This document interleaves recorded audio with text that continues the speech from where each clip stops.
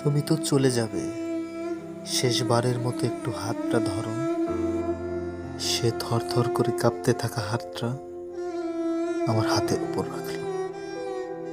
আর হাতের কাঁপুনি দেখে মনে হলো এই বুঝি শুরু হলো ভূমিকম্প, মহাপ্রলয়।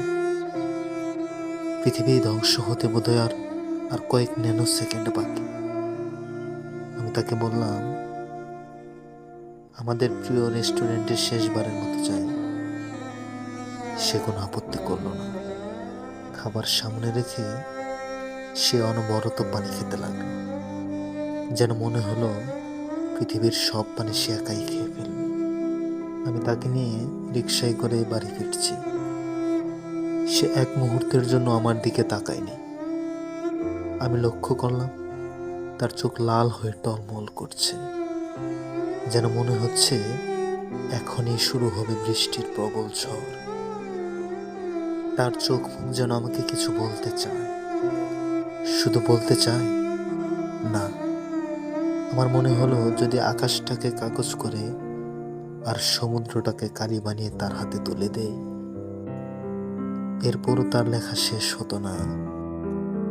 আমি অনেকক্ষণ তার দিকে তাকিয়ে থাকার কারণে সে মুখ আড়াল করে নিল। আমি দাঁড়িয়ে আছি, সে চলে যাচ্ছে। হঠাৎ আচমকা আমাকে জড়িয়ে ধরে হাউ মাউ করে কাঁদতে লাগলো। আমি তখন শক্ত হয়ে দাঁড়িয়েছিলাম, যেন আমি কোনো পাহাড়, যেন কোনো প্রলয় আমাকে নড়াতে না পারে। আমি ভাবছি, মনে মনে হাজারটা প্রশ্ন গুনছি। জানি এসব প্রশ্নের উত্তর জানা নেই তার, নেই আমারও। সব প্রশ্নের উত্তর মানুষ দিতে পারে না, সৃষ্টিকর্তা ছাড়া। এইভাবেই শেষ হয়ে যায় কিছু মানুষের স্বপ্ন সাধনা, শখ আহ্লাদ, রাগ অভিমান। হারিয়ে ফেলতে হয় প্রিয় মানুষটাকে, হারিয়ে ফেলতে হয় ভালোবাসা,